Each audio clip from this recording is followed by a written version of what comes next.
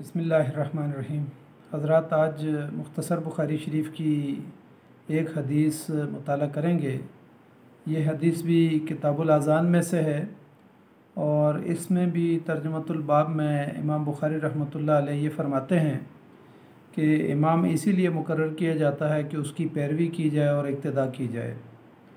ये मुख्तसर बुखारी शरीफ की हदीस नंबर 410 है और बुखारी शरीफ की तरतीब के लिहाज से 688 नंबर हदीस है और फ़ी ज़िलालिल हदीस शरह बुखारी शरीफ की तरतीब के लिहाज से 657 नंबर हदीस है। अन आयशा रज़ियल्लाहु अन्हा हदीसु सलातिन नबी सल्लल्लाहु अलैहि वसल्लम फ़ी बैतिही व हुवा शाकिन तक़द्दमा व फ़ी हाज़िहि रवाया क़ाला व इज़ा सल्ला जालिसन फ़स्वल्लु जुलूसन रवाहुल बुखारी। हज़रत आयशा रज़ियल्लाहु तआला अन्हा से ही रवायत है, जो इससे पीछे हदीस में तफसीलात गुज़र चुकी हैं,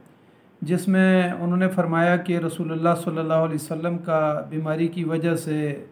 घर में नमाज़ पढ़ने का तज़किरा था और ये हदीस पूरी तफसील के साथ पीछे गुज़र चुकी है। इस रवायत में सिर्फ़ इतना इजाफ़ा है कि आप सल्लल्लाहु अलैहि वसल्लम ने फ़रमाया कि जब इमाम बैठकर नमाज़ पढ़े तो तुम सब भी बैठकर नमाज़ पढ़ो। यानी फ़रमाया कि अगर इमाम बैठ कर नमाज़ पढ़ा रहा है तो तुम्हें भी चाहिए कि तुम बैठकर उसके पीछे नमाज़ अदा करो। इस हदीस की तफसीलात में बाज़ नुस्ख़ों के अंदर जो है ना अजमाउन का लफ्ज़ भी आया है कि तुम सारे के सारे बैठ के जो है ना नमाज़ पढ़ो। इस हदीस की तफसीलात में ये बात भी है कि नबी सल्लल्लाहु अलैहि वसल्लम ने फरमाया कि इमाम इसीलिए मुकर्रर किया जाता है कि तुम उसकी पैरवी करो और इक्तिदा करो, और फरमाया कि जब इमाम रुकू करे तो तुम भी रुकू करो, और फरमाया कि जब इमाम सजदे से सर उठाए तो उस वक़्त तुम भी सजदे से सर उठाओ, और फिर फरमाया कि जब इमाम समी अल्लाहु लिमन हमिदा कहे तो तुम जवाबन जो है ना आहिस्तगी से रब्बना वलकल हम्द कहो।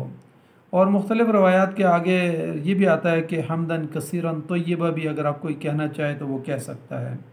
और फिर फरमाया कि जब इमाम बैठकर नमाज़ पढ़ा रहा हो तो तुम भी बैठकर नमाज़ पढ़ो। इस हदीस की तफसीलात जो पीछे गुज़री हैं, इस हदीस में तो हज़रत आयशा रज़ियल्लाहु तआला अन्हा ने पूरी तफसील बयान नहीं की है,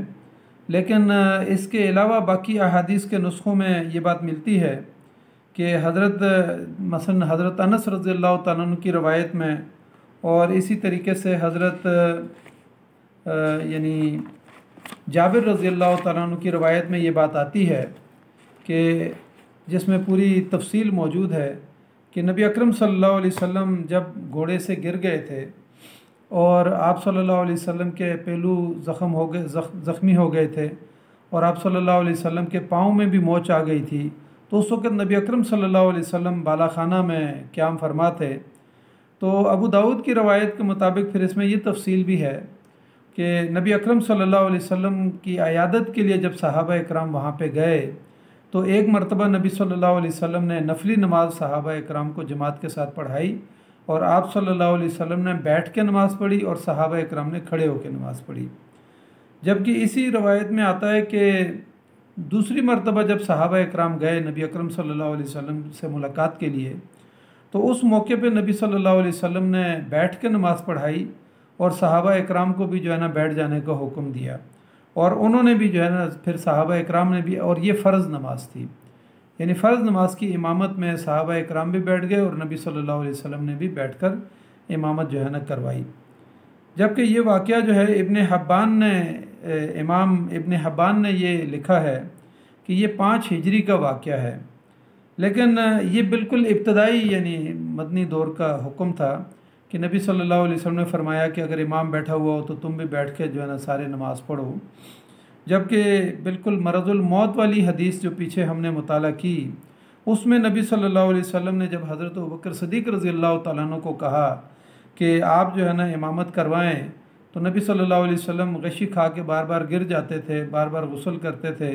और नमाज में आना चाह रहे थे, लेकिन नबी सल्लल्लाहु अलैहि वसल्लम के अंदर इतनी ताकत नहीं थी कि वो चल के आते और बाहर जो है ना हुजरे से बाहर आके مسجد میں نماز کی امامت کرواتے، تو بالآخر نبی اکرم صلی اللہ علیہ وسلم نے قاصد کو بھیجا کہ حضرت ابوبکر صدیق رضی اللہ تعالیٰ عنہ کو کہا جائے کہ وہ نماز پڑھا دیں لوگوں کو۔ تو حضرت ابوبکر صدیق رضی اللہ تعالیٰ عنہ نے پھر حضرت عمر رضی اللہ تعالیٰ عنہ کو بھی کہا کہ آپ نماز پڑھا دیں، لیکن انہوں نے کہا کہ نہیں، اس منصب کے لیے آپ زیادہ حقدار ہیں۔ تو یہاں پر نبی اکرم صلی اللہ علیہ وسلم پھر جب تھوڑا سا طبیعت سنبھل گئی تو آپ صلی اللہ علیہ وسلم، پچھلی حدیث میں آیا کہ حضرت عباس رضی اللہ تعالیٰ عنہ کا سہارا لے کر اور حضرت علی رضی اللہ تعالیٰ عنہ کا سہارا لے کر نبی اکرم صلی اللہ علیہ وسلم تشریف لائے اور حضرت ابوبکر صدیق رضی اللہ تعالیٰ عنہ کے بائیں طرف بیٹھ گئے، یعنی حضرت ابوبکر صدیق رضی اللہ تعالیٰ عنہ سے تھوڑا سا آگے اور بائیں طرف، اور نبی اکرم صلی اللہ علیہ وسلم کے دائیں طرف جو ہے نا حضرت ابوبکر صدیق رضی اللہ تعالیٰ عنہ کھڑے رہے۔ اب حضرت یہ احادیث میں یہ تفصیل بھی آتی ہے کہ حضرت ابوبکر صدیق رضی اللہ تعالیٰ عنہ اس وقت قرات کر رہے تھے، تو انہوں نے اپنی قرات کو اسی جگہ پہ روک دیا، تو وہاں سے آگے نبی اکرم صلی اللہ علیہ وسلم نے قرات شروع کر دی، اور یہ جہری نماز تھی۔ جہری نماز میں جو ہے نا نبی اکرم صلی اللہ علیہ وسلم نے بیٹھ کر، یعنی فرض نماز تھی، جہری نماز تھی، اور آپ صلی اللہ علیہ وسلم نے بیٹھ کر نماز کی تکمیل کروائی، اور پیچھے حضرت ابوبکر صدیق رضی اللہ تعالیٰ عنہ نبی اکرم صلی اللہ علیہ وسلم کی اقتداء کر رہے تھے، اور اس کے پیچھے صحابہ اکرام بھی کھڑے تھے اور وہ اقتداء کر رہے تھے۔ اس سے یہ بات ثابت ہو جاتی ہے کہ نبی اکرم صلی اللہ علیہ وسلم نے حضرت ابوبکر صدیق رضی اللہ تعالیٰ عنہ کے پیچھے نماز نہیں پڑھی، بلکہ آپ صلی اللہ علیہ وسلم نے امامت کروائی اور نماز کو مکمل کیا، اور حضرت ابوبکر صدیق رضی اللہ تعالیٰ عنہ اور صحابہ اکرام پیچھے انہوں نے فرض نماز کھڑے ہو کے ادا کی۔ تو یہاں پہ اب نبی اکرم صلی اللہ علیہ وسلم کے آخری دور کے اس عمل سے یہ بات ثابت ہو جاتی ہے کہ آج کے دور میں اگر کوئی امام کسی معذوری کی وجہ سے، مثلا بعض لوگ ویل چیئر پہ ہوتے ہیں، معذور ہوتے ہیں، اگر وہ امامت کروائیں تو پیچھے مقتدی بیٹھ کر بھی نماز پڑھ سکتے ہیں اور مقتدی کھڑے ہو کر بھی نماز پڑھ سکتے ہیں۔ دونوں جگہوں پر جواز کی صورت جو ہے نا مل جاتی ہے۔ پہلے میں نبی اکرم صلی اللہ علیہ وسلم کا حکم ہے، اور دوسری جگہ پر نبی اکرم صلی اللہ علیہ وسلم کا دوسری حدیث کے اندر عمل ہے۔ تو نبی صلی اللہ علیہ وسلم نے بیٹھ کر نماز پڑھائی اور پیچھے مقتدیوں نے کھڑے ہو کر نماز پڑھی۔ تو اس سے دونوں جواز کی صورتیں نکل آتی ہیں کہ اگر کوئی آج کے دور میں کوئی امام معذور ہے یا عارضی بیماری کی وجہ سے اس میں طاقت نہیں ہے اور وہ بیٹھ کے نماز پڑھاتا ہے، تو وہاں پر کوئی اور شخص ایسا موجود نہیں ہے کہ جو نماز پڑھا سکے، تو پھر امام جو ہے نا بیٹھ کے نماز پڑھائے، پیچھے چاہے تو مقتدی کھڑے ہو جائیں یا وہ بھی بیٹھ کے نماز پڑھیں، تو دونوں صورتیں جائز ہیں۔ اس حدیث سے جو ہے نا ہمیں یہ چیز بنیادی طور پہ مل جاتی ہے کہ دونوں صورتیں جو ہے نا اس حوالے سے جائز ہیں کہ مقتدی کھڑے ہو کر بھی پڑھ سکتے ہیں اور بیٹھ کر بھی پڑھ سکتے ہیں۔ تو اللہ تعالیٰ سے ہم دعا کرتے ہیں کہ اللہ تعالیٰ ہمیں ان احادیث کو سمجھنے کی توفیق عطا فرمائے، اور ان کے اندر جو روحانیت موجود ہے،